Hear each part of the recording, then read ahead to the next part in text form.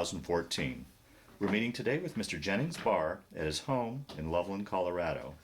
My name is Brad Hoops. I'm the interviewer for the Northern Colorado Veterans History Project. Welcome, Jennings, and thanks for sitting down today to tell your story. Okay. Let's start out, if we could. Tell us a little bit about yourself, your date of birth, where you were born, a little bit about your family. Okay. Well, I was born in the town of Butler, Pennsylvania in December of 1933. Family was, well, let's see, I had one brother, so it was just my brother and myself, mom and dad. My dad was in business with my two of my uncles. They were sort of in business together. This was during the Depression era, and I don't imagine you have much memory of that as a child, but was your family greatly affected by that at all, the Depression? No, well, not that I would know. Yeah. I as a child, Right. I always had something to eat, a house to live in, and so on and so forth. But, I stop and I think about it now. Well, we never did own an automobile until my first car my dad ever bought was a 1949 Chevrolet. So that's a long time from 33 to 49, and all during the war period. But, no, as a kid, I, enjoyed life as a kid. And, going to school, elementary school, on up through junior high school and high school, and the family business actually, and probably the reason it thrived, it was a tire business. They were in business with General Tire and Rubber Company, and we're in that business for 65 years. Wow.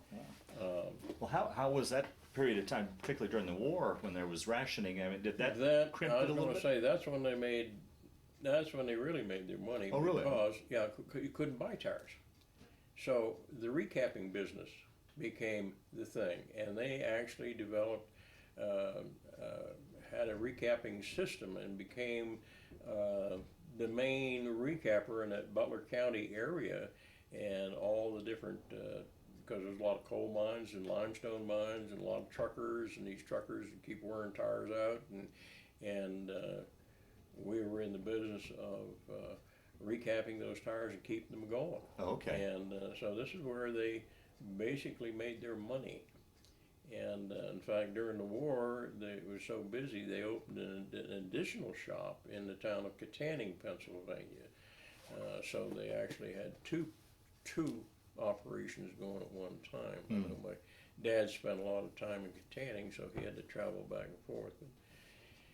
And it was interesting. I remember during World War II, of course, I was too young to become part of that myself, Right. although I have vivid memories of it. I remember, let's see, I was in elementary school at the time when Pearl Harbor happened, and we went to war.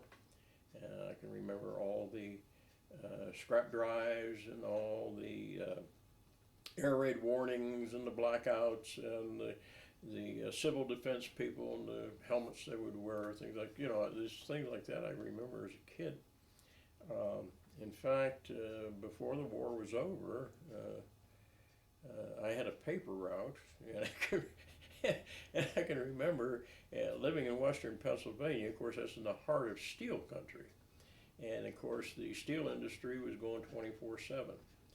And back in that period of time, I mean, they're belching out smoke like you wouldn't believe. And I can remember delivering morning papers and with a scarf wrapped around my nose because it was so cold out. And you couldn't see out across the valley because of the smoke in the air. Wow.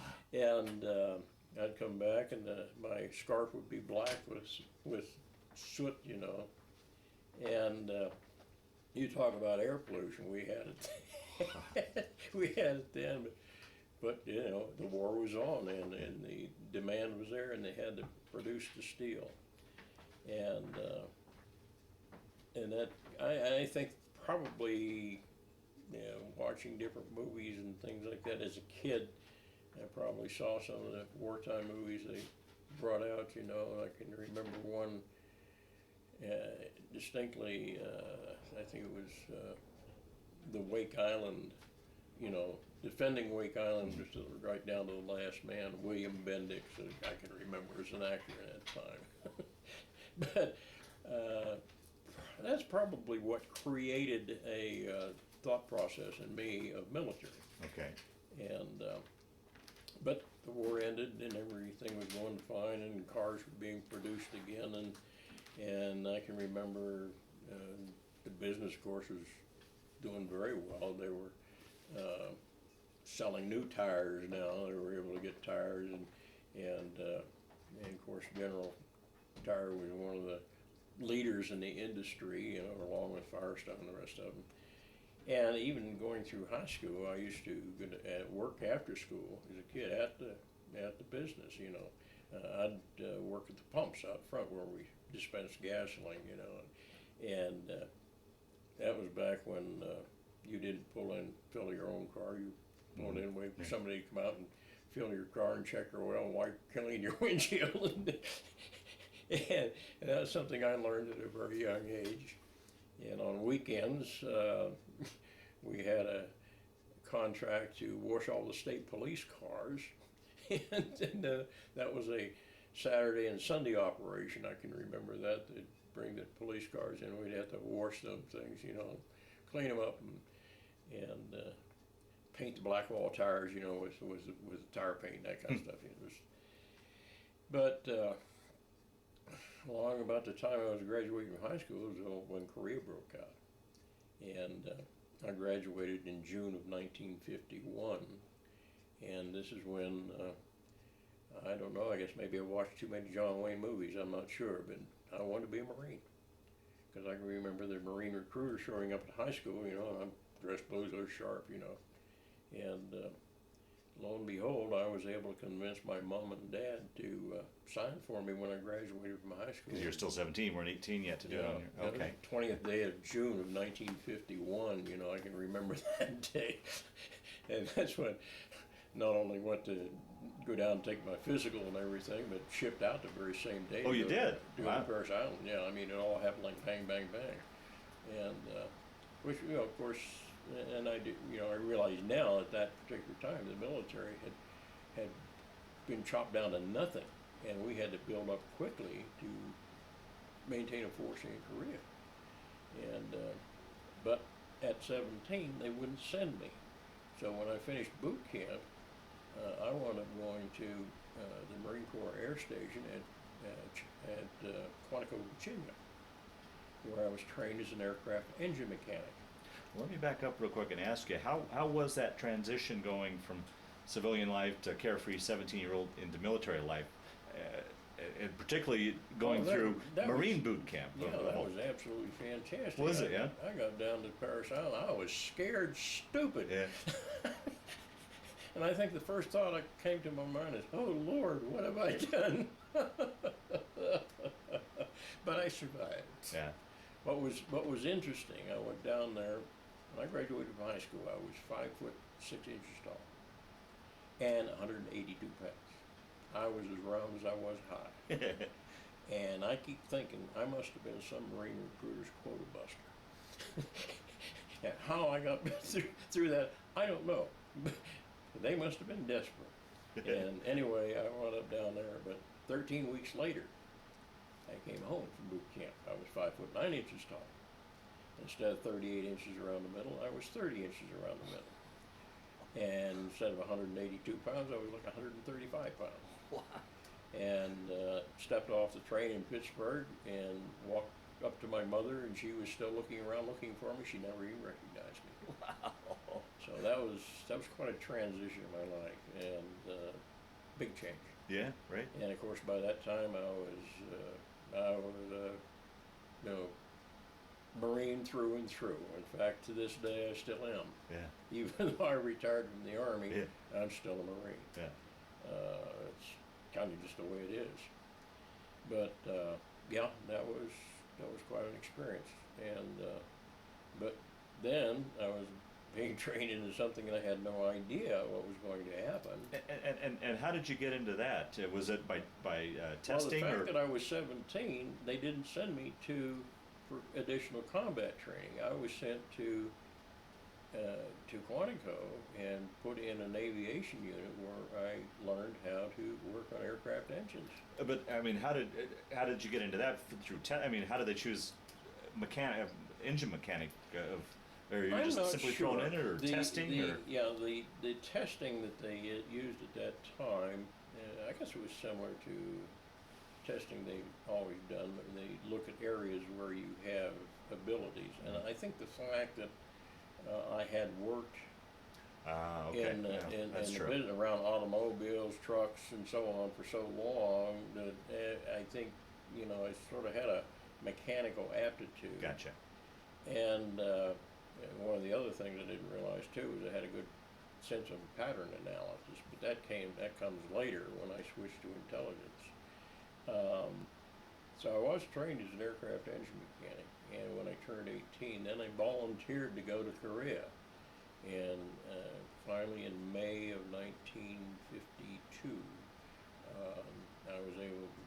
I got selected or placed on a draft to go overseas to Korea. And in Korea, I was actually assigned to the headquarters of the 1st Marine Division, or 1st Marine Air Wing, not 1st Marine Division, 1st Marine Air Wing. That was stationed at Pohang, and the air station was KE-3. The wing headquarters had the small transport aircraft, the old C-47s. Mm-hmm. Of course, the Navy Marine Corps designation was R-4D. That's a twin engine that was the backbone of the airborne during World War II. We were used primarily, we were able to go into smaller airfields and whatnot, carrying chow and parts and, mail and whatever, so we were a regular transport service and passengers.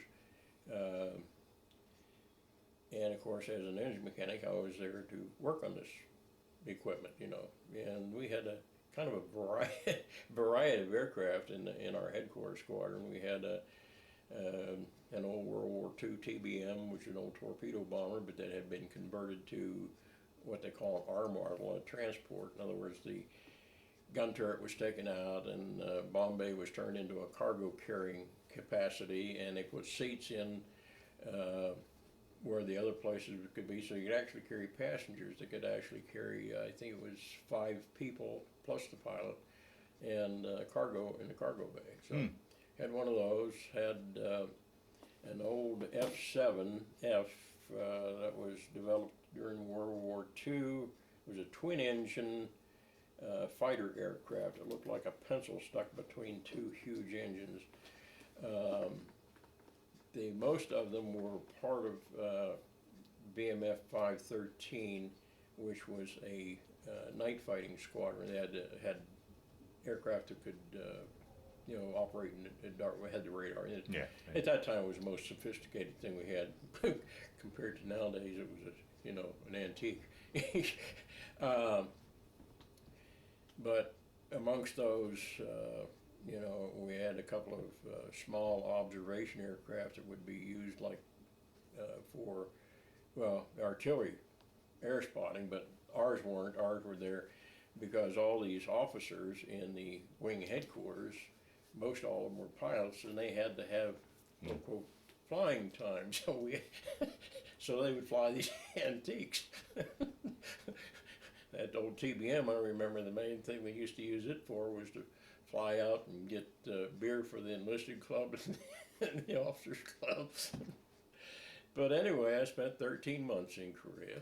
Let me once again back up. How did you get over to Korea? Did you fly, or did you take a ship no, over? no. It's wound up having. I went to after my leave. I had gone home on leave, and I rode a bus. By then, it was bus transportation to El Toro, California. From Pennsylvania, took a bus? From Pennsylvania to El Toro, California. And there became part of the draft, an overseas draft, and we were shipped out of the Torsi transporters from there. If I remember correctly, I think it was by cattle car. They transported us down to San Diego, and we shipped out on an MSTS actually was a ship operated by the Merchant Marine. It was a Navy ship, but it was what they called a USNS, sort of a little bit different. It was actually operated by, and something that was kind of unique on that trip to Korea. One of my buddies come in, he says, "Hey, there's a bunch of sailors on this ship too, going to Korea. They're Seabees, I guess. And notice the one has a sea bag that has Butler, Pennsylvania on where you're from." I said, "Oh, really? I'll have to investigate this." Well, it turns out this was a buddy of mine, kid by the name of Dick Kennedy. Was a buddy of mine that was a year ahead of me in high school, but we lived in the same neighborhood. I knew him and his family very well. I'll be darned. And here we were on the same ship going to Korea. And I says, "Oh, you're a Seabee." He said, "Yeah, I joined the Navy." He said, "I didn't want to be a grunt and have to go out and live in the bush or anything like that, so I enlisted in the Navy so I could have hot chow and warm racks and everything else." And he said, "I just finished my combat training at Camp Pendleton." I said, so you're a Seabee." I thought that was kind of ironic, but never did see him once we got over there, because although we had a bunch of Seabees that actually were extending the runway there at K3 where I was stationed at, but that was funny. That was quite something totally different. I mean, you talk about meeting people that you know in funny places. It's one of those things on the same ship going to Korea. And how was that trip? I mean, here's this boy from landlocked Butler, Pennsylvania, going to sea. Did you get your sea legs, or how was the trip over? I have no problem. Really? You know, I never had any problem with air sickness, seasickness, or anything like that. I get, and the trip, I mean, it took 30 days. I mean, it took them forever to get there. And of course, did you go to directly Korea, or no, stop we went to Japan. Japan? Okay. And went to Japan, and we went to Atsugi Air Station, which used to be a kamikaze air base. But we had a what they called an aircraft engineering squadron there. It's when you had aircraft that we couldn't work on in Korea, where they needed a little closer detail, almost like an overhaul or detailed repair. They'd send the aircraft over there back to Japan. But anyway, that's where we flew out of Lotus, and let's see, I'm trying to say, we flew to Japan from there, and it was in an old R4D. In fact, it was one of the ones that I would wind up working on, and that's how we got to Korea from there. Which, that was different. I'll tell you, of course, Japan at that time was still under occupation. Yeah, I mean, literally, what, 4 or 5 years after? I mean, they were our arch enemy 4 or 5 years prior to that. Did you have enough time there to get out and about and explore it all? No, or maybe? No, we were immediately sent over. We come back, did some exploring on an R&R trip. Okay, we'll talk about that. I think I had one R&R trip back there. Okay, we'll talk about that as we get in. But that was, and I think the biggest thing I remember about Korea was the cold. That winter of '52, going into '53, I don't ever remember it being so cold. Really? Oh. What were conditions like there on K3 as far as your living conditions and you in Quonsets or tents? Yeah, we had. This is funny. The building we had for a barracks was what they called a tropical hut. Basically, it was just a wooden framework with corrugated steel fastened to it. And 2 little pot-bellied stoves in there for in the wintertime to keep warm with. And actually, the guys on the other side that were living in tents, the tents were warmer than these tropical huts. But that was our barracks. And for showers, we didn't have a shower down there. We had to go up to the wing headquarters area to get a shower, and also to go to mess hall. And we rode in the back of an old 2.5-ton truck, and each of us would take turns being duty driver and driving that truck to and from the mess hall and to and from the showers. And that was kind of a joke in a way because the roads are so dusty, and if you've ever been in a 2.5-ton truck with a canvas over the back, it just sucks all that dust right right in the back. You won't come back as dirty as you went. Yeah. So, but that was the other thing I can probably remember was the dust. It was horrible.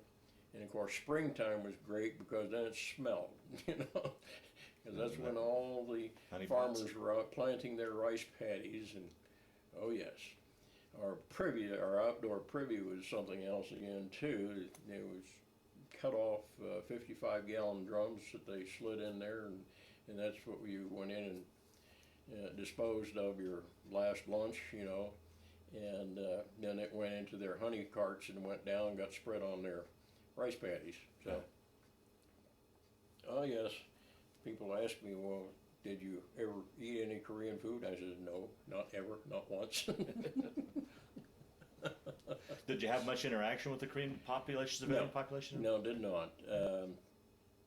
It was, well, actually, our area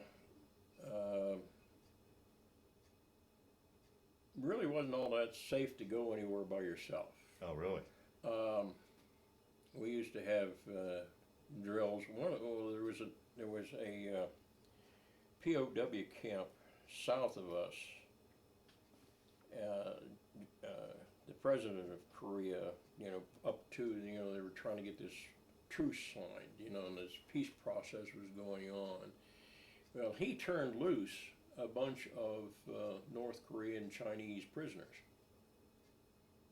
And they were moving their way north. And they were trying to keep tabs where they were at. Some of them were going in groups and some of them, you know. And we were on alert quite a bit because we didn't know if we would wind up having to do battle there or not. And so we were armed most of the time, you know. Of course, the rifles we kept in the barracks, but they were there with ammunition. I mean, you know, we didn't think too much of it, but you know, they were out there, and so they were cautious about that. We would have alerts where we would actually go out and go out to the perimeter of the base and set up, you know, defensive positions. And then it sounded all clear, and we'd go back to our normal duties again. So, typical Marine, you know, even though, you know, I might be an aircraft engine mechanic or crew chief or whatever you might be, you're also an infantryman. And there's no Marine that doesn't know how to use the rifle. And we learned that rapidly in boot camp. So, anyway, that's pretty much how of course, we had a few incidences while we were there. I had to pull a tour of guard duty, which was kind of interesting, because we had a gate on the roadway off the one end of the runway. There's a road that went around the runway, and we had a gate at each side because you could get on the base from there, but the road was going down to Pohang. And of course, Koreans were traveling that road, you know. No Papa Son would come by with his ox cart and whatnot, and, you know, you'd have to keep an eye on him and let the guy know on the other side there's an ox cart coming around. Make sure you did get around and go out the other way. But that's one. And don't you know, when I pulled out, that was in the wintertime, and that was, that's when I really, cold weather. You know, it was bad enough working on an airplane when it was cold, but that was really cold because we had no heaters, you know. It was just, you know, and you danced around a lot trying to keep warm. But, you know, if we're working on aircraft in the wintertime, we had a, kind of like a nose area. We pull in and cover the engines, you know, we had actually covering, and then we had these space heaters, you know, that you'd fire up and blow the heat in there. And it wasn't too bad working on the aircraft. But, yeah, it was cold. And pretty much that was it. And when my What time would was you- up in July of '53, we So just what, a month after the armistice was signed? well I was aboard ship coming back to the United States when the Oh, was it? armistice was signed, Oh, okay. and that was in July of Sure. '53. Yeah. So I spent 13 months there, and came back to the States on the General A.W. Brewster was the name of the ship, and it had a bunch of Air Force and Army personnel from Japan with their dependents, Huh. and a bunch of us Marines that were heading back to the States. And don't you know, they made us Marines the ship security, the guards, you know. We had to make sure that after hours that no male personnel could enter the area where all the women were sleeping. In other words, this ship had quarters, you know. It was kind of like an old luxury transport, I guess, at one time. I don't know. But we had to make sure they didn't, nobody went down there. And so that was interesting. I remember on the way back, there was one time that, of course, we were shift workers. We, you know, I was a young buck sergeant then, and we would have to be on duty at night, you know, and so I was down in my bunk sleeping, and our quarters were in the fantail of the ship, the very rear of the ship and below deck. There was also a gun on that ship, on the tail end, on that fantail. And I'm not sure, probably a 5-inch, you know, it looked like a pretty decent size. And they were having a firing exercise. Well, I didn't know about it. I was in the bunk, and when that thing went off, I just up out of my bunk, you know, and on the good grief, I said, and I look around, there's not a soul around. I'm thinking, my Lord, maybe we're abandoning the ship or something. And I went charging up the ladderway to the deck, you know. I'm in my skivvies, and I come charging out on deck, you know, and I'm looking around. There's all these people watching, including dependent wives, you know, and I'm standing there in my skivvy drawers. That was a little bit embarrassing. They forgot that I was down there, because otherwise they would have told me, so I could have got dressed and went topside. Oh my! So, but we pulled into San Francisco. Went to Treasure Island. Had to go through an out processing thing there at Treasure Island, and of course we got to go home on leave, but also got our orders for my next duty assignment, which is Cherry Point, North Carolina. And after going home, of course, and visiting with the family, and bought my first automobile then. Bought a 1950 Ford. In fact, bought it from my dad's insurance man. And this is 1953,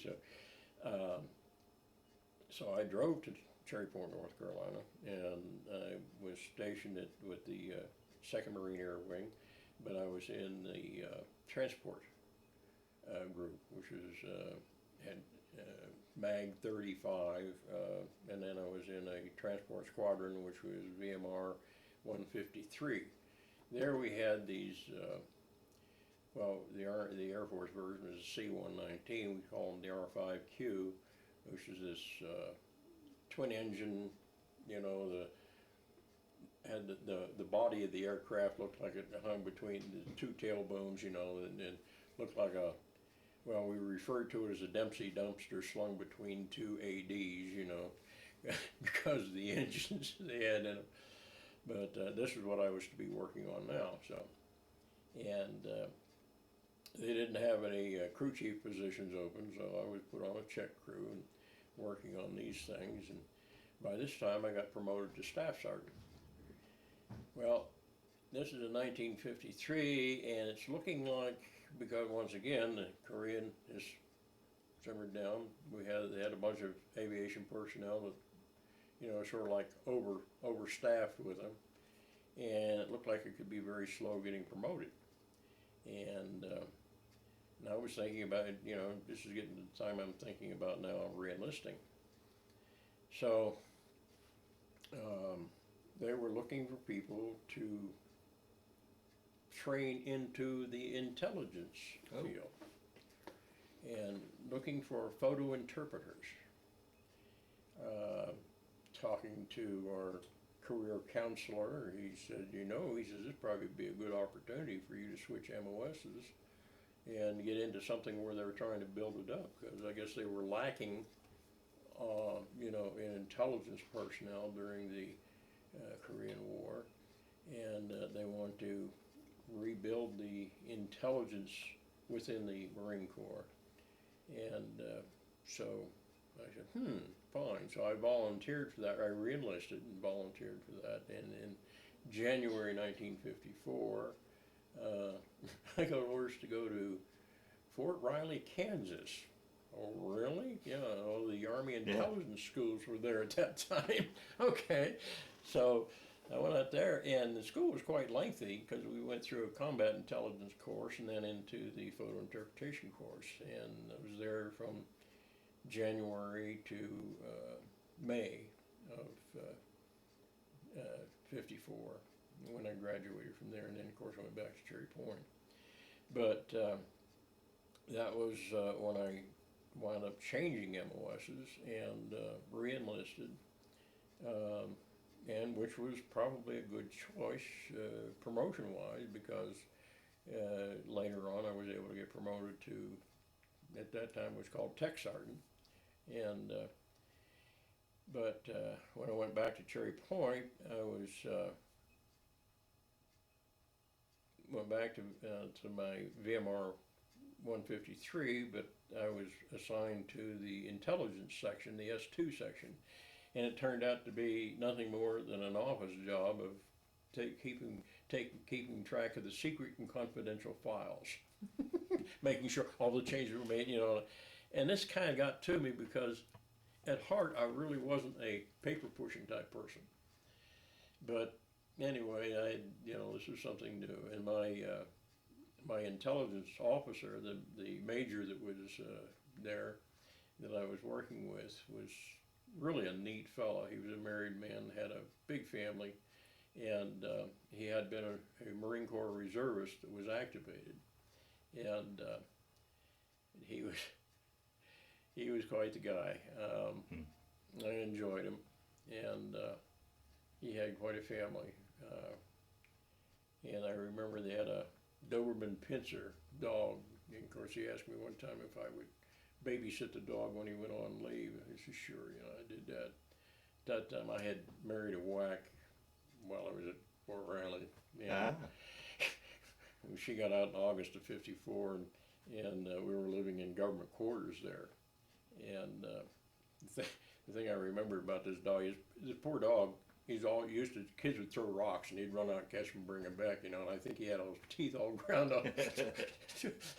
But he was an old dog, but a very gentle dog. Except one thing he didn't like was cats. And the base sergeant major lived behind me, and he had a big old black tomcat. Oh, geez.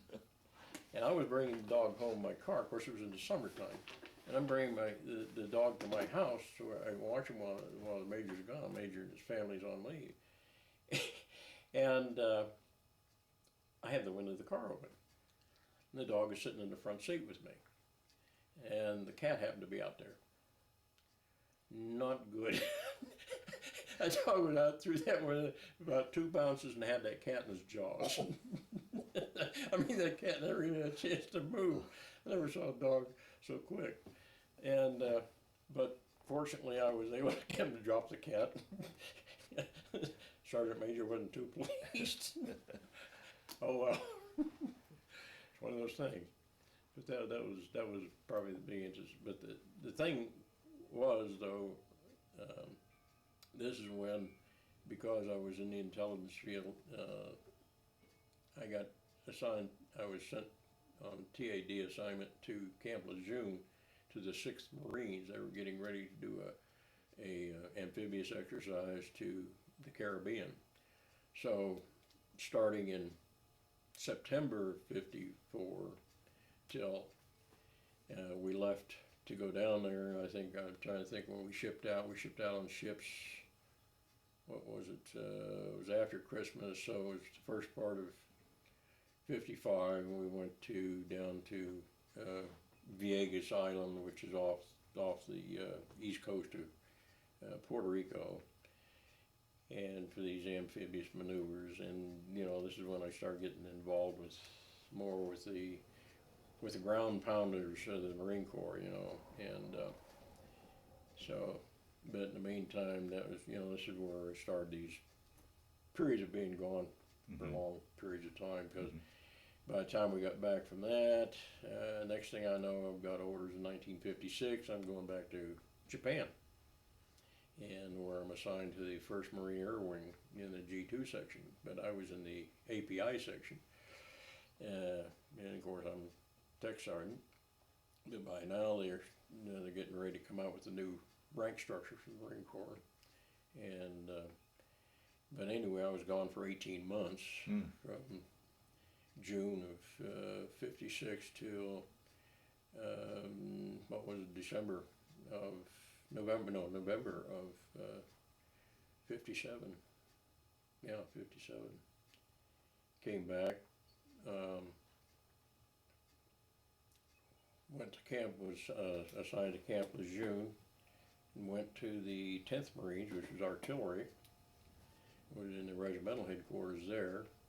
My first encounter, or my regimental commander was Colonel Karch, Frederick Karch. Very distinguished gentleman. Always had this real fine line mustache, Wouldn't suspect him of being an artillery officer, but really a neat guy. Did that for, let's see, 58, just trying to think now, we had 58, 59, yeah, I was in the S2 section until, let's see, it was August of July 1960, and I was kind of getting tired of, being office bound and wanted to do something different, and decided, hey, I would like to be a DI, and I volunteered to go. This was shortly after the Ribbon Creek incident, and they're looking for people to become, What was the Ribbon Creek incident? Well, that was when this D.I. McKeon had marched his platoon through the swamp area, and a couple of guys drowned. Oh. It was publicized, and it was kind of nasty, and they decided, no, we're going to clean up our act down at Paris Island, and so I volunteered to be a DI. Yeah. So I get orders. Go to recruiter school. What? So I did. I went to Paris Island to go to school, but I went to recruiter school. And another change of experience. Maybe, I don't know if they thought I had sales ability or what. But anyhow, I wound up going to recruiter school. And graduated from recruiter school in September of '60, and was assigned to the Marine Corps recruiting station in Rochester, New York. Huh. Interesting, upstate New York. Now here's a kid that's been spending a lot of time in the South now, and I'm used to warmer weather. Uh-oh. And I remember cold weather. I remember Korea. And I wound up going to becoming a recruiter in Rochester, New York. Well, I'm a young gunny sergeant then, and doing quite well. And for all the more time I'm in the Marine Corps, I'm gaining in rank, and I'm thinking, yeah, this is good. But I get up there, and they paint me a very dark picture. Oh, Rochester, this is a very affluent city. This is the home of Eastman Kodak. Kids graduating from high school here, most of them go on to college, and it's so tough recruiting. They had me believing that I was going to watch my Marine Corps career go right down the toilet, And I'm thinking, oh my word, what have I stepped into, Anyway, I was out and about in my area one day, and I was down in a little town of East Rochester, and I run into this Master Sergeant Army recruiter down there. And of all names, his name is George Burns. And he's an old timer, actually, by military standards, you know.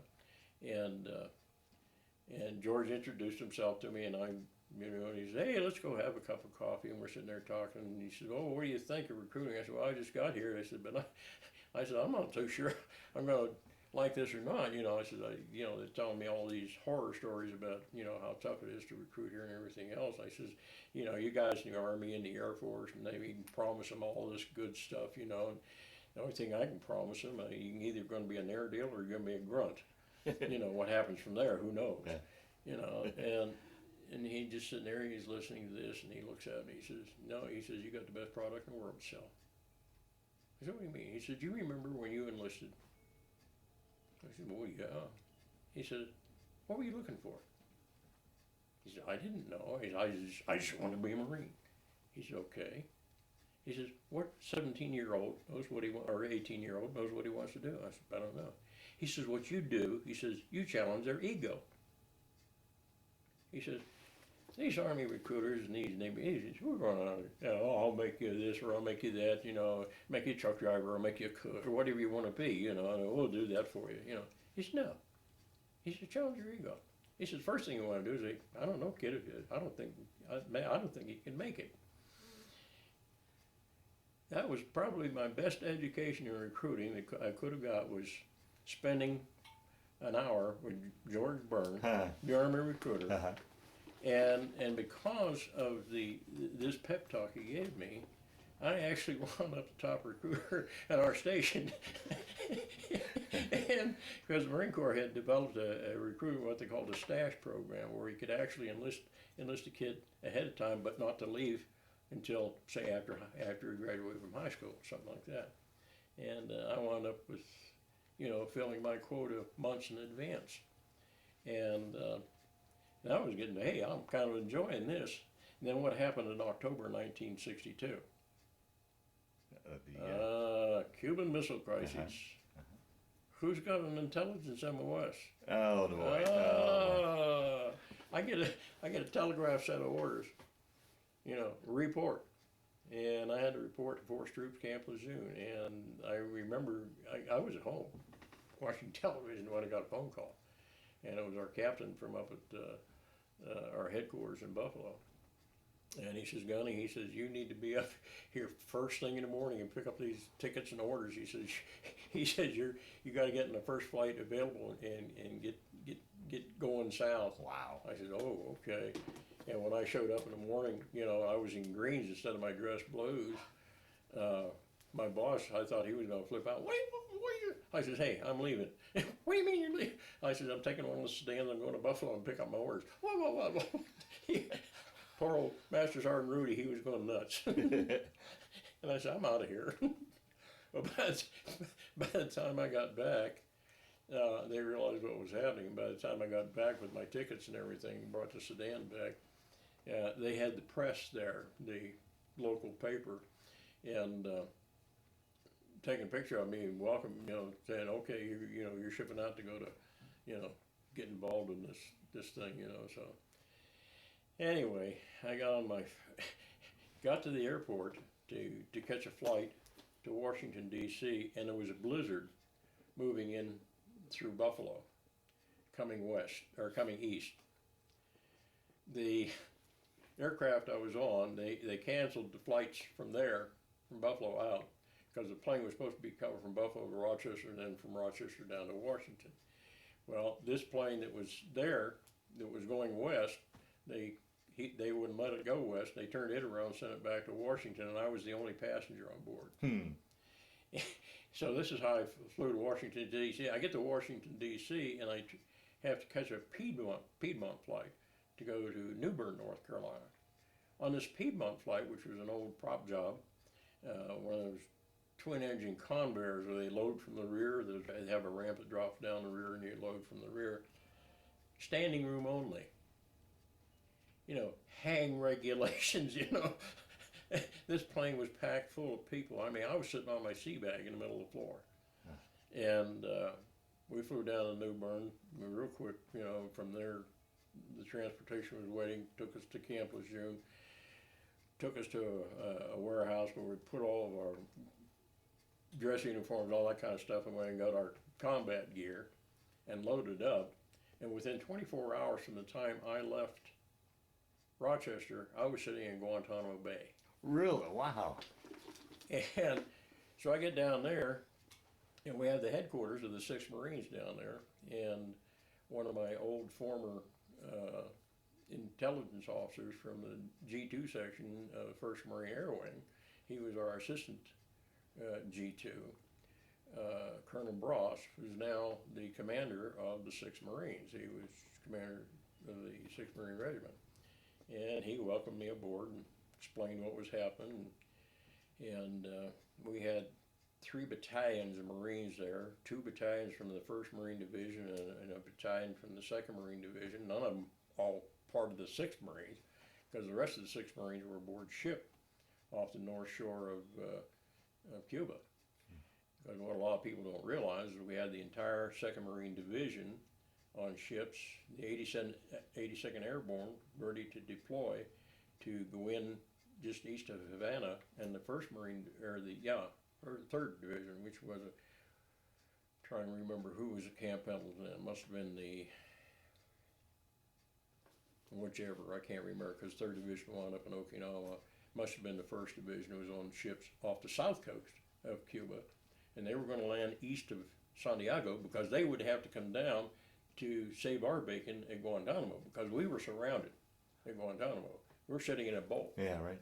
And the Cubans and the Russians had the artillery all around the outside edge of Guantanamo.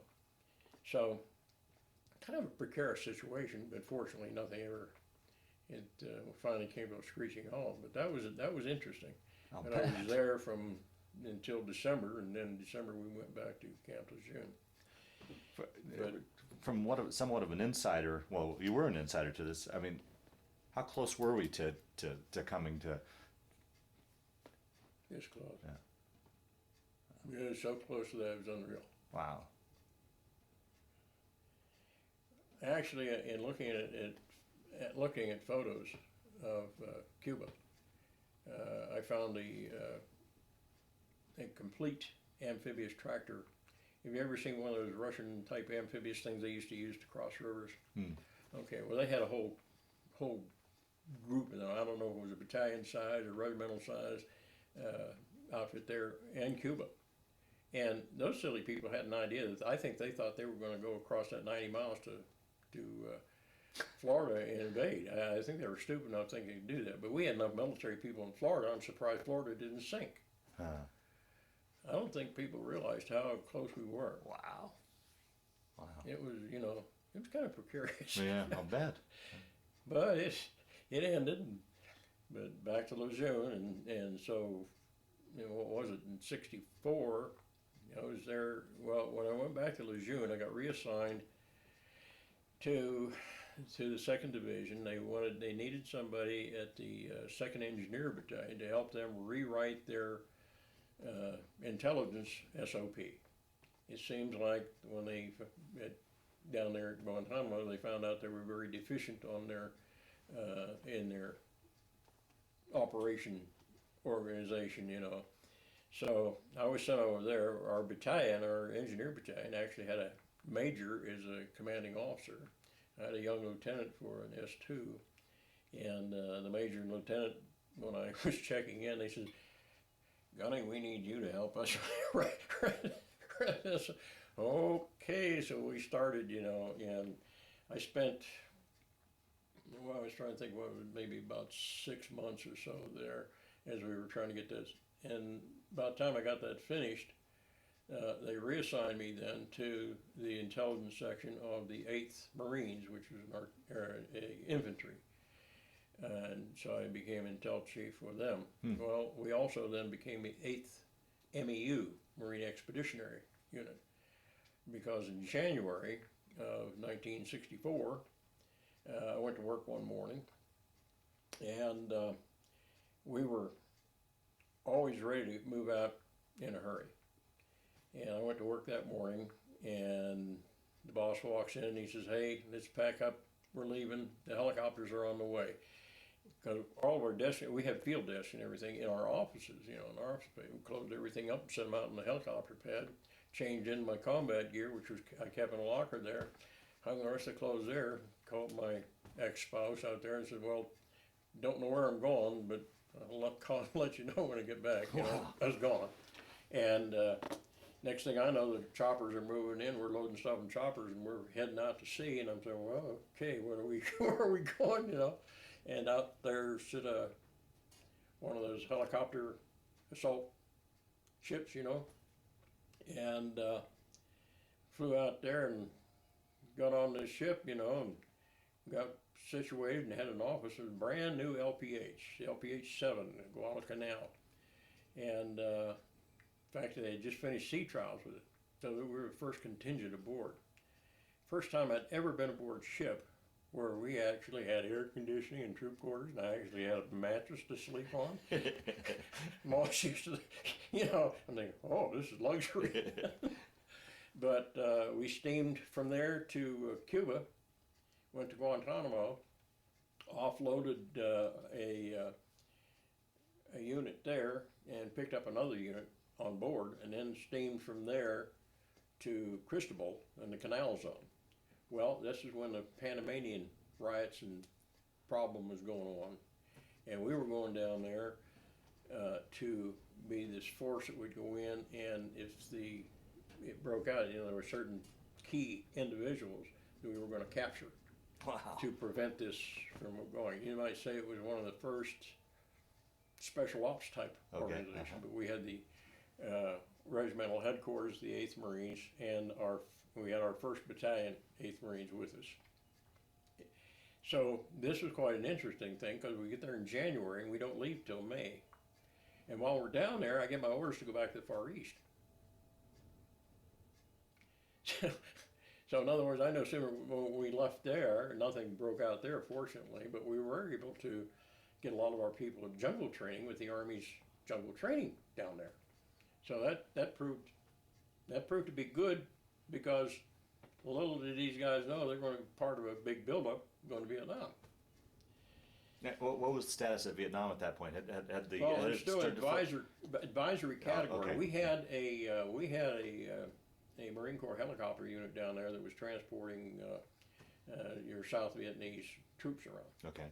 And that was at Da Nang. Anyway, so I have orders to go back to the 1st Marine Air Wing.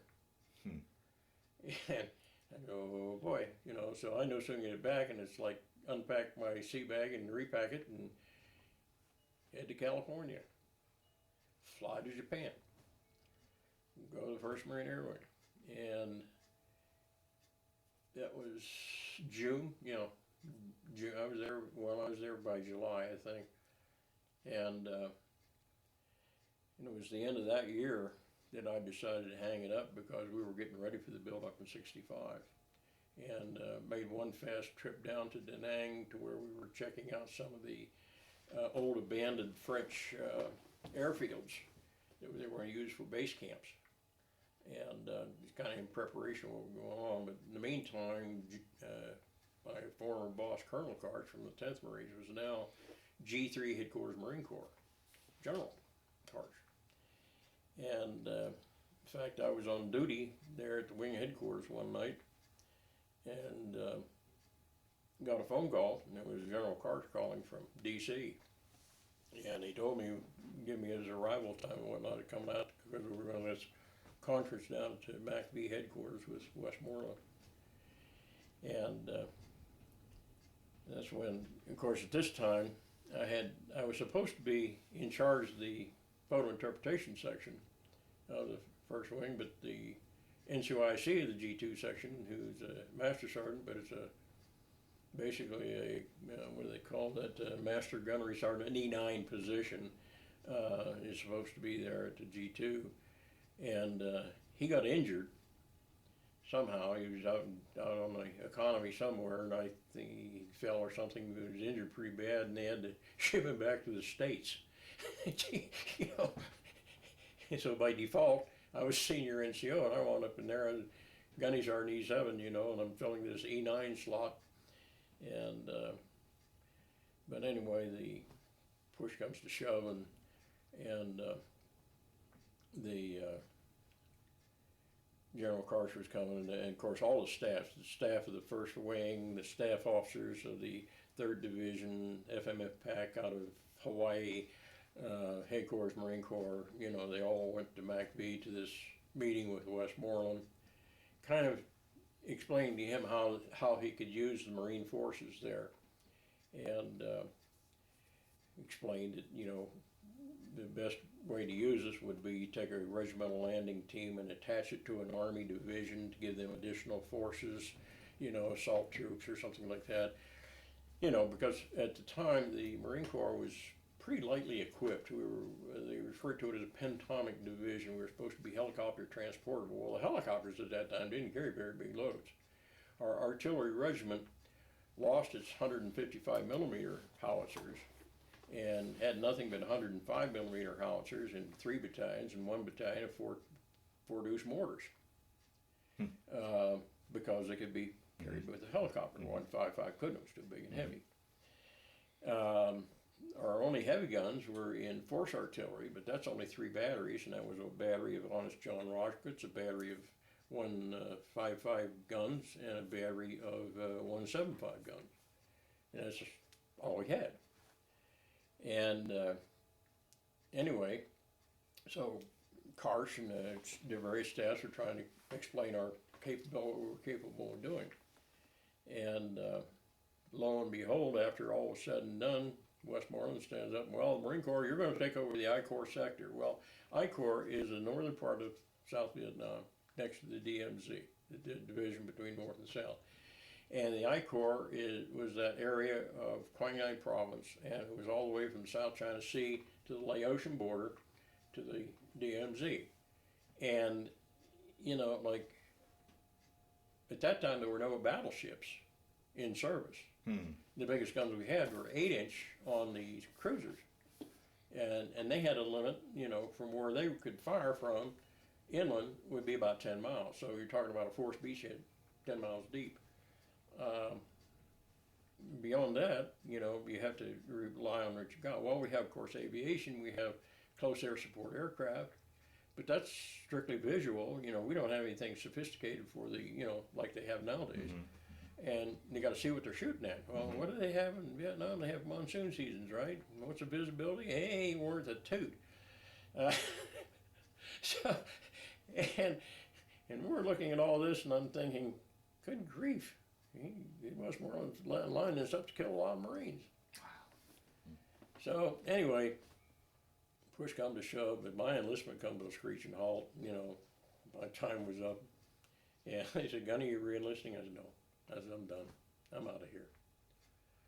And so I pulled the plug, went back, was discharged at San Francisco, went back home, was trying to salvage that first marriage, you know, and it was kind of a dead end thing, but went back there, and first thing I did is I went back to work with the family again, but I decided that I didn't think I wanted to stick around there. Working for family is not the greatest idea in the world. They expect you to do a whole lot more than anybody else, and my cousin, he was kind of lazy. That's my uncle's son. And can you grab that, hon? Thank you. Anyway, I worked there for a while, and then I decided, no, I think it's time to look for something different. And I had a couple guys show up to the house one day, and they were from Metropolitan Life Insurance. And they wanted to know, you know, and they were recruiting. You know, they were looking for, I don't know how they got my name or anything else, but anyway, I actually wound up going to work for Metropolitan Life Insurance. They sent me to school up in New York. I was up there for 2 weeks going through their school. You know, they try to give you enough school so you can come back and pass the exam to get your license. Right. You know, I was able to do that, and passed my exam, got a license and everything else, and I became an insurance man. You know, And but at one of the meetings, I was thinking about, well, all this military time I had, I thought I wanted to join the reserves. And my boss, my district manager for the Met, he said, no. I said, no. He said, no. I said, well, see ya. Because I went and, I wanted to enlist in the Army Reserve. And I wound up going to work in a steel mill. Worked there for 5 years. That's when I met Munchkin. Yeah, that's when I met my baby. But I'm in the Army Reserve at this time, and we switched from being a transportation battalion to becoming a transportation group headquarters. And I had to take an admin reduction in rank and enlist in the Army Reserve as a staff sergeant instead of a sergeant first class. But they put me in the operations section, which I was actually filling an E8 slot, so I was able to gain my rank back. But that was interesting because it's learning something new. How do you operate transportation, and because actually we would have to supervise all the convoys of all these reserve units going to their annual training sites. And I actually had to go out and observe some of them, how they're moving on time and so on, as they said in their operational order and everything. That was a new learning experience too, so learned a little bit there. And we also had an engineer company there with us, which was a road building company. In fact, they were a high priority and could very well possibly been activated and sent to Vietnam. And they were looking for a first sergeant. And I was about to be assigned as first sergeant of this engineer company. And that's when I got a call from my AST area. Says, hey, he says, look at this message I got from OCAR, Office Chief Army Reserve. He said, they're looking for somebody to volunteer to go on active duty. I says, for what? He says they call it in-service recruiting. I said, what the heck's that? He said, I don't know.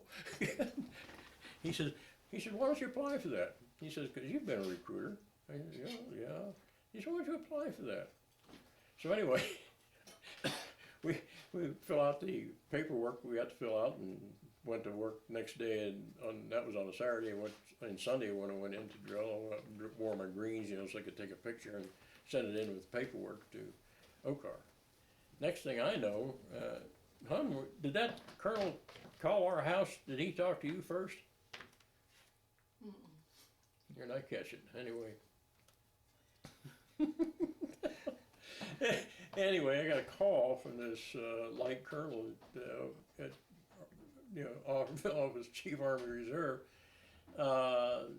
saying, "Congratulations, Sergeant Barr. We have selected you as to be one of our in-service recruiters." And he said, "We want to assign you to Fort Carson, Colorado." I said, "Do what?" Fort Carson, Colorado. Now this was interesting because now this was in, was this October?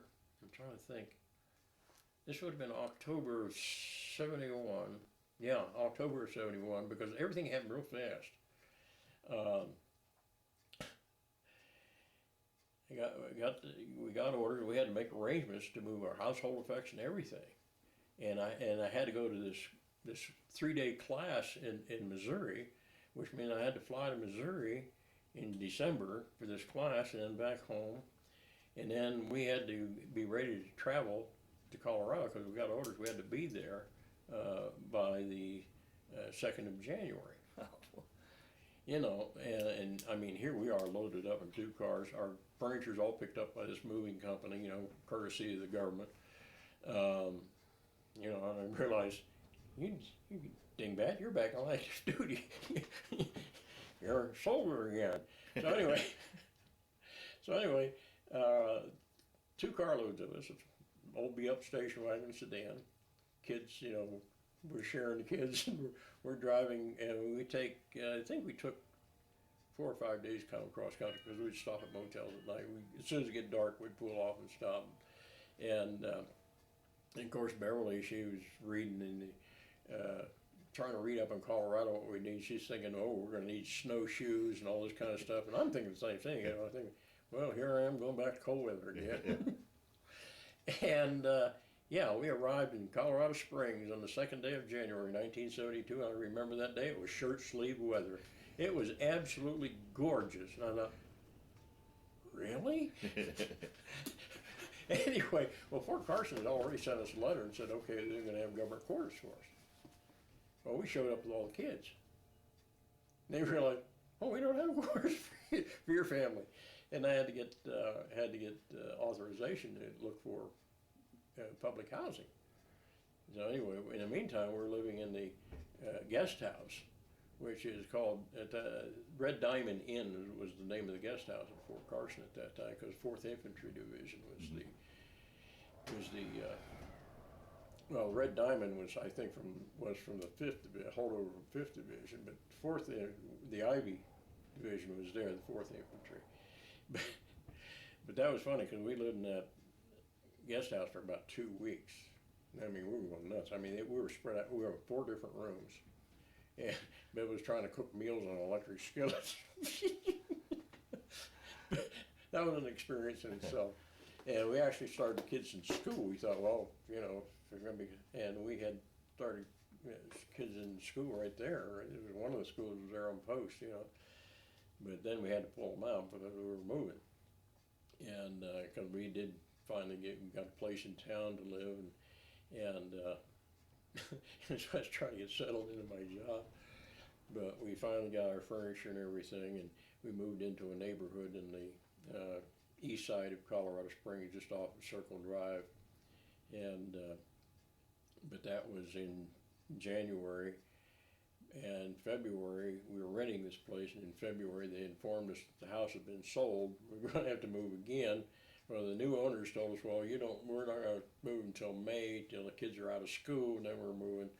So you had time to look. So we started looking for a place to live, and that's when we found a house in Security, which is just east of Fort Carson, and which was interesting because at that time, as a master sergeant, I think my quarters allowance was something like $182 a month was my quarters allowance. Of course, most rents at that time, we were paying $135 there, but to find a house big enough for my family, the rents were going to be like $350, you know.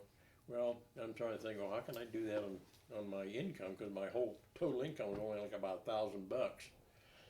And so anyway, we had a realtor who was looking for a house for us, and God was kind of in the middle of this, because what we wound up finding was this house in Security that this fellow needed to sell, and we had never used a GI Bill, so I was able to use my GI Bill, which meant the low down payment, and we found a 6-bedroom house. It was a ranch style on a basement, and it was totally finished top and bottom, and the house payments turned out to be $182 a month. Oh, wow. Way to go, God. He was definitely in the middle of that. And so that was our first home in Colorado. And as we started that tour of duty, you know, and it was supposed to be a 2-year tour. And, you know, the guy convinced me buying a house would be better than trying to rent, which turned out to be true. But anyway, we were starting to really like Colorado, because the first thing that I like is the mild weather. It's really neat, you know. And what was it, the first tour of duty was coming to, you know, the first 2 years was just about up, and you know, we wanted to know, were we going to get extended? And finally they determined, yes, okay, we're going to extend you guys. So we got extended for another 2 years. Well, it was getting close to the end of that 2 years, and they didn't know for sure if they were going to extend or not. So rather than take a chance, I'm going to say I didn't think losing a job in December was a good time to go looking for a job. So I asked the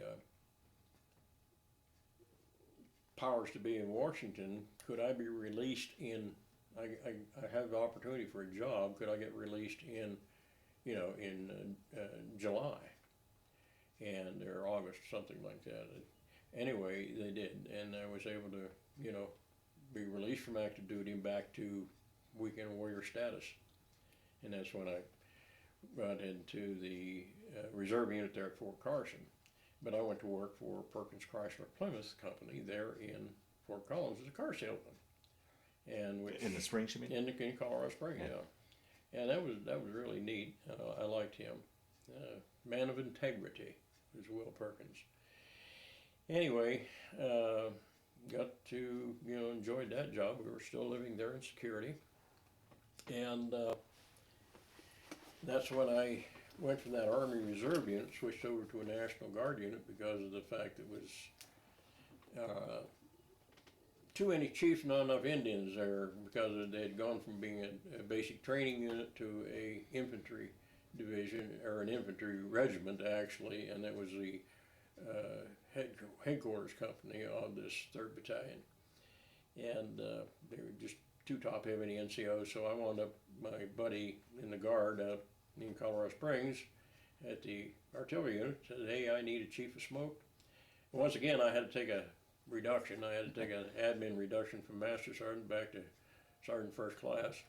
But I got a position in the unit, and I was back to weekend warrior status, which proved good as a salesman because, more you make more contacts this way. Right, yeah. So, which is good. And so anyway, it proved to be a interesting experience. Now I'm going to learn how to shoot these guns. I'd been with the guns before, but now I'm Chief Firing Battery.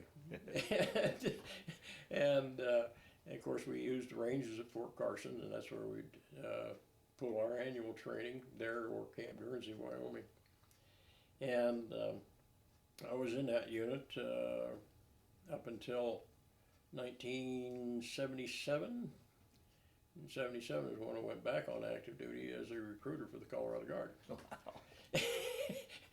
But real interesting experience working with 8-inch howitzers, and that makes a big noise. But had some interesting experiences that way. But anyway, I wound up going back on recruiting duty, and at the time I was the National Guard recruiter for Colorado Springs all the way south to the New Mexico border and all the way east to Kansas. That was it. And they'd had just a few recruiters at that time, so I was covering the units in Pueblo, in Los Animas, La Junta, one down in anyway, but it was pretty much all the Guard units in our area. Mm-hmm. But then the government and they had decided that this recruiting would have to be really a full-time active duty organization, and they come up with a table of organization and everything, and how many people you should have and so on. And at that time, I had won the Chiefs 50 Award in 1978 for being the top recruiter in the state of Colorado. Went to a conference to receive the award and went on one of these gala events. Bev was with me, but anyhow, when we got back from that,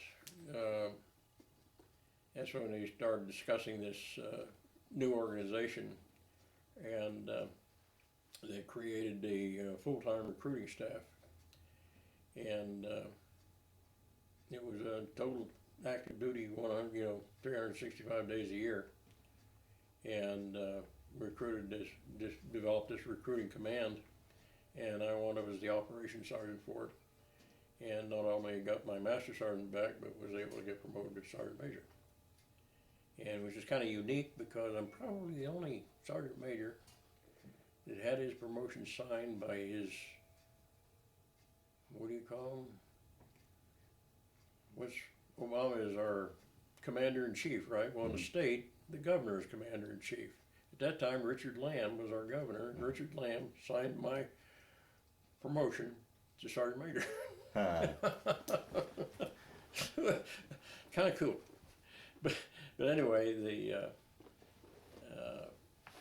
I took over that position. That was in January of 1979, and had to work in Denver.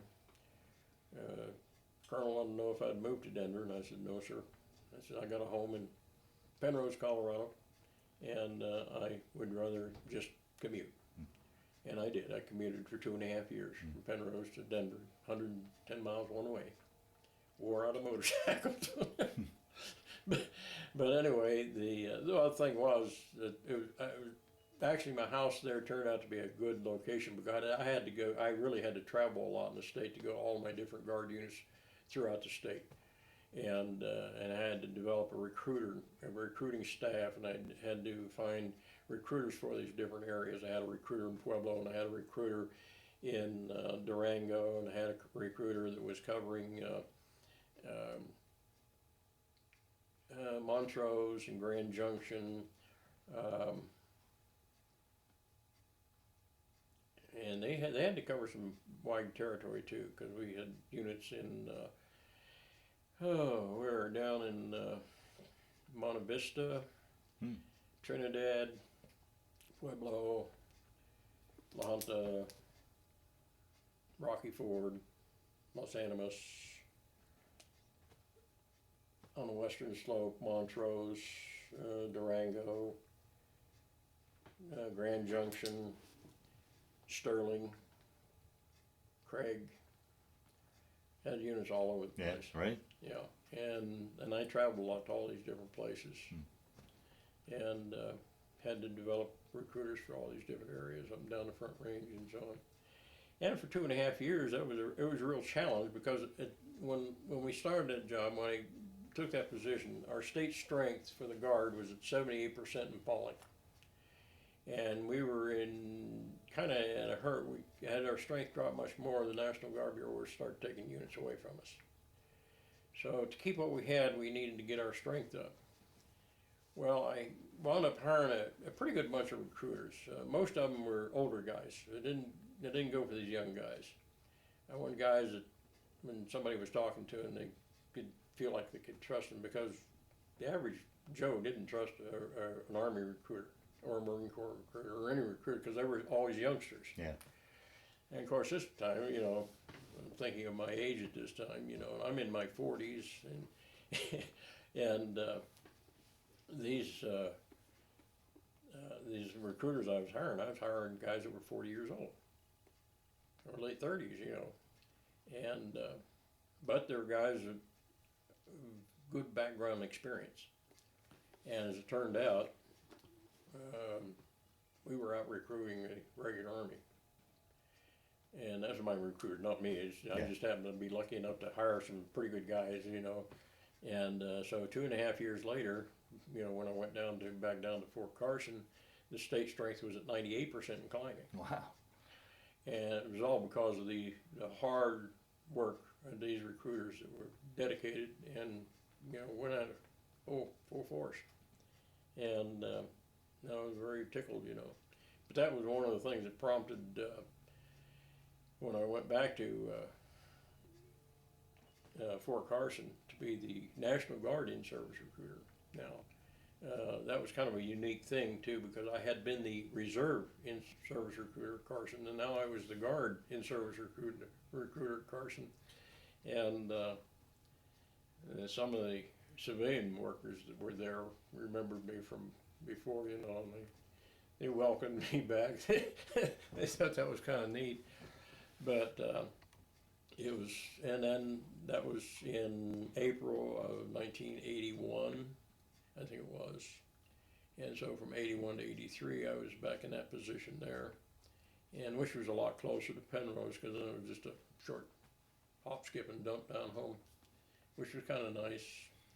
But then, when National Guard Bureau called and wanted me to take that position at National Guard Bureau, I had to do some serious thinking, and that's when I decided to retire. And that was back to D.C., correct? Yeah, that was back in Washington, D.C., and I didn't want to take that position. But I guess what prompted it was the fact that our state had done so well. Right, yeah. On the recruiting end. So Anyway, that was so. My military career came to a screeching halt, which was kind of Combined it all was together, time. then how many years? Well, combined all together, both active and inactive service, come out to 30 years. Wow. And it was almost, it was 24 of those years were actually active duty, and the rest of it was weekend wonderful time. But totally military, and I can see why they had that in-service recruiting program started, because the Army at that time was starting to wind down. They were becoming more, you know, the reserve was taking on more responsibility, reserve and guard, and we found this to be true in both. Well, I thought I was totally done with military until Gulf One happened, and I actually got a set of warning orders. I hadn't turned 60 yet, and I actually got a set of warning orders from St. Louis. Be prepared to go back on active duty.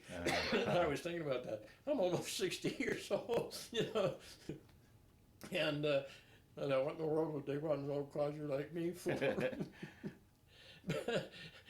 So that was my last contact. That was that set of warning orders, you know, because then I turned 60 and they haven't bothered me since. But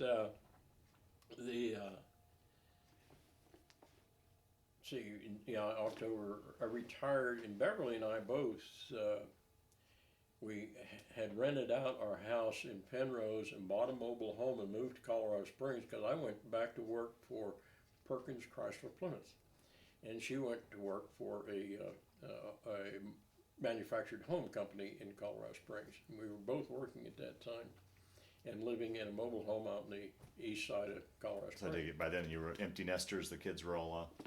Oh yeah, our kids were grown and gone by then. You know, you think they're grown and gone. But anyway, we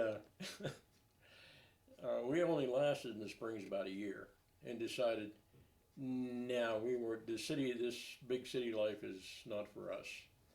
And we moved back to Penrose, Colorado, and I actually became a volunteer with our church, and became we moved our mobile home back to the church property, and I became the music minister, the Sunday school teacher, the janitor, the plumber, the carpenter, you know, and spent our full time there, and that was in August of '54. And 84. I'm 54. Boy, am I? Yeah, 84. And we were there until '86, and in '86 our pastor had gone off to cemetery, and they'd had another pastor there, and then they had some church problem. And I'm thinking, maybe we should move into town. So I got a job with Barry Motor Company in Canyon City, selling cars again, and we moved to Canyon City, and that was in 1986. And from '86 to 1992, that's basically what I did. That plus I was driving a school bus for the school district in Canyon. And we had bought a home in Canyon City, and we were living there and kind of enjoying it, fat, dumb, and happy, living there in the valley. Nice, beautiful Canyon City, small town, no big things, and really enjoying it. And got a phone call from our former pastor, who is now pastoring a church in Lyons, Colorado, and had started a mission church in Longmont. And he felt that God wanted us up there to help him with that. And we thought about that and prayed on that and decided, well, if our house sells, okay. But that particular time, '92, if you remember, every other house in the block was on sale, you know. And I'm thinking, there ain't no way this house would sell. Put the house on the market, and the first person that came to look at it bought it. You know, like, oh, okay, God, I hear you now. And so we became Mission Service Corps volunteers, moved up here to Loveland, and lived down the southwest side of town here in an apartment on Eagle Drive. It was actually a duplex. We rented a place there, and had to be self-sufficient, so I went to driving the school bus for the school district here. Did that from '92 to '95. And we worked with this mission church for that period of time, and with the Good News Center down in Longmont, which is it was a place where we could give out food and clothes and whatnot to people who were down and out.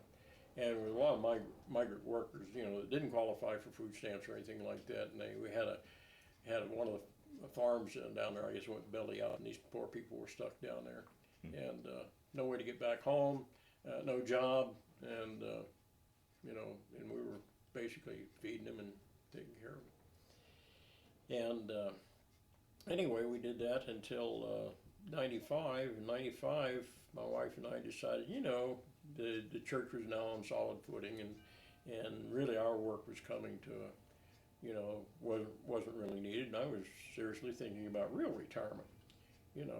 Let's buy a travel trailer and live in that thing and travel. So we did. We bought a travel trailer. In fact, I bought a travel trailer before we even had a vehicle to pull it. And anyway, we decided we applied for a job as a work camper out at Riverview RV Park and Campground. And so for the summer of 1995, we worked out there. And I retired from driving the school bus, and we worked there for the summer. And in September, we hooked onto our travel trailer and decided, okay, we're going to travel. And yeah, well, we lasted in that travel trailer about 13 months and found out that was too much togetherness. Moved back to the southern part of the state, bought a house, and bought a mobile home in Canyon City. And back in '96, and then we're there from lived in Canyon City from '96 to '99, and we had a house built in a little town called Williamsburg, Colorado, which is southwest side of Florence, Colorado. One of the old coal mining towns that used to belong to CF&I Steel back in the heydays when they had the mines up there, and there's 3 little towns of coal mines. And Williamsburg, really big, population 492, I think it was. But we had built a nice house there on about 1.5 acres land, and really nice. In 2003, we were preparing to go on a vacation. I had been remodeling a travel trailer, and we were going to take our first vacation with this thing, and got as far as Kansas, and I had a heart attack. Oh, boy. And we had a family reunion in Hays, Kansas. But went to the heart center there, and actually we were at a rest stop, and first time we ever carried a cell phone. My wife dialed 111, and the sheriff of Go County and an ambulance come out from the little town of Quinter, and they got me, and they took me to Quinter to the medical center there and got me stabilized, and decided we better get you down to Hays to the heart center and have them get you, see what's going on. And took me down there and had another heart attack while I was waiting there to go to the cath center. And anyway, found a blockage going into the top left-hand side of my heart, and went in there, opened it up, put a couple stents in, pumped fine. Oh, okay, I'm ready to go. Wrong. No, you're going back home. Oh, okay. So, but anyway, all the kids and everybody come out to Hays to see Dad as he's laying up there in the hospital. But was only there a couple days. We left, come back home. And that was in 2003, October of 2003. And my oldest kids, Randy and Linda, who live up here, they felt we should live closer. So anyway, we started coming up here, looking around to see if we could find something up here. And decided I didn't want to buy a house and have another mortgage or anything like that. So we started looking at mobile home parks, and we probably looked at 25 different mobile home parks up here to see what was for sale, what was available, and really starting to get discouraged after a while. But come to this park a couple of times, and there was only, I think there was 2 places for sale. Didn't like either one of them. One was way too expensive, and the other one was And but they had an empty space, one empty space, and I was just about ready to go out and purchase a brand new one and have it moved in here. And my son Randy calls, and he'd been calling me. There's a guy that had a mobile home up in Fort Collins at that Collins Air Mobile Home Park, which is a north on Timberline, I think. Yeah, too close to downtown airport to suit me. And didn't particularly like the park. And, because we'd been in the park, but I hadn't seen that particular mobile home. But he kept telling me this guy has this one for sale, and, he wanted $20,000 for it. No, don't even want to look at it because don't like the park, too much money. Next thing I know, Randy's calling again. He says, "Hey, this guy Terry, he's really serious. He wants to sell this. He's dropped the price $17,000." I said, and he says, "Yeah, but I don't like that park up there. I don't even want to mess with it." And we went back home and come back up another weekend. Anyway, now he's got his price marked down to $15,000. I said, "Yeah, but I don't want to go up there, Randy." And next thing I know, he's saying, "Hey, he's dropped his price to $13,000. He says, "Really?" I says, "Dad, I looked at it," and he says, "It looks pretty nice, I think. I think you guys would like it." I said, "I don't know. I don't think so." Then I get another phone call. "Dad," he says, he's getting ready to close on a house. He needs to sell this thing. He'll take $10,000. I said, "We'll be right up." Went up, looked at it, saw the basic unit, and I said, "Well, let's see, it's a champion-built home, which is a pretty good house. It's built out in Nebraska. It's got 6-inch outer walls. It's good.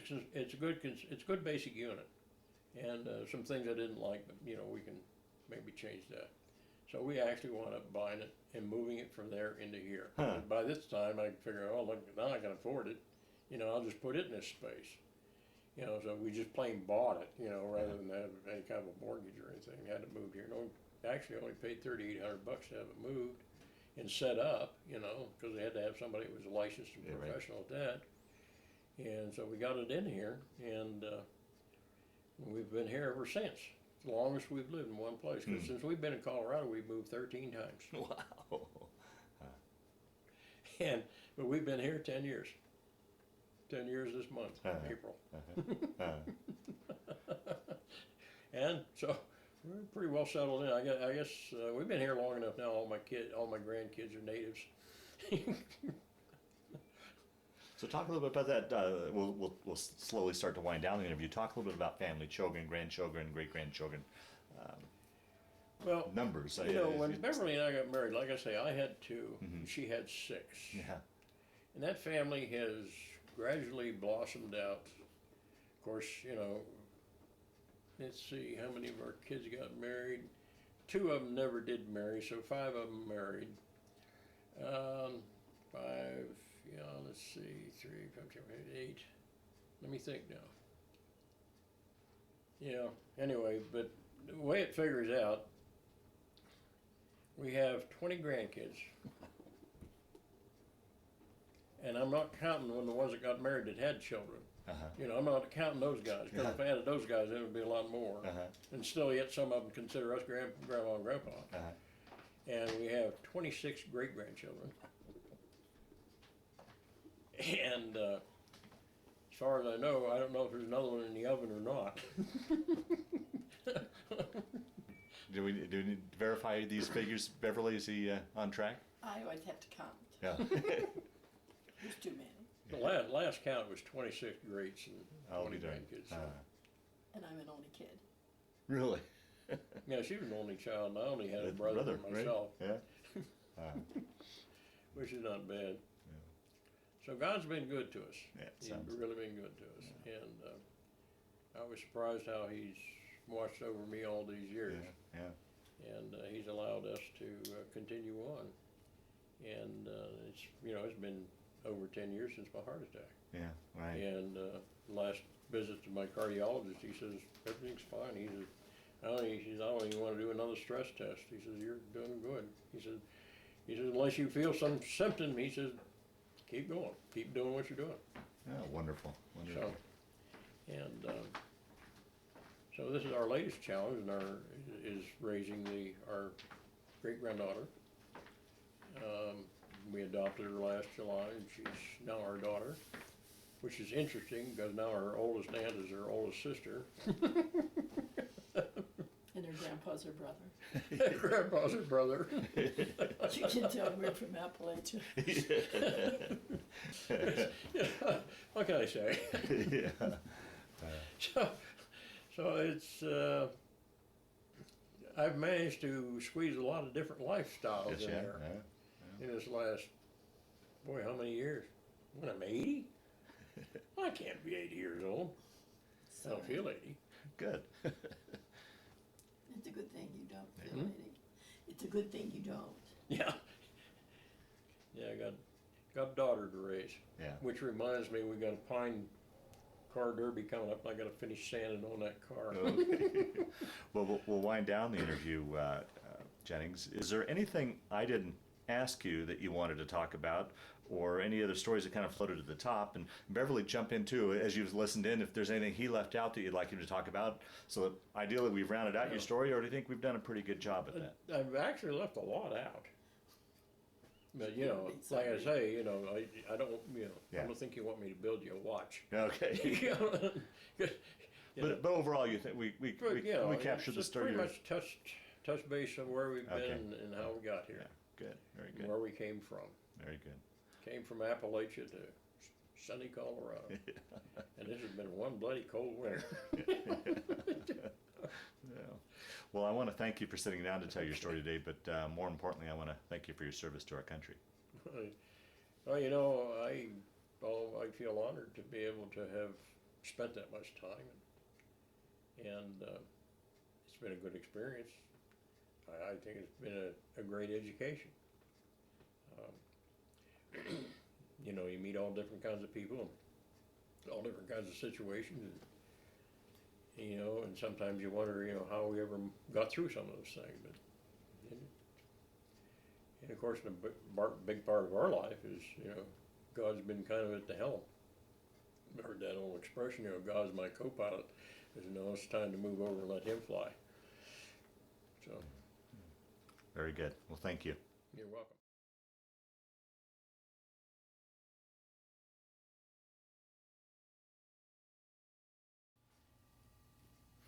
And a picture of me as a young corporal stationed at Quantico, Virginia at the Marine Corps Air Station.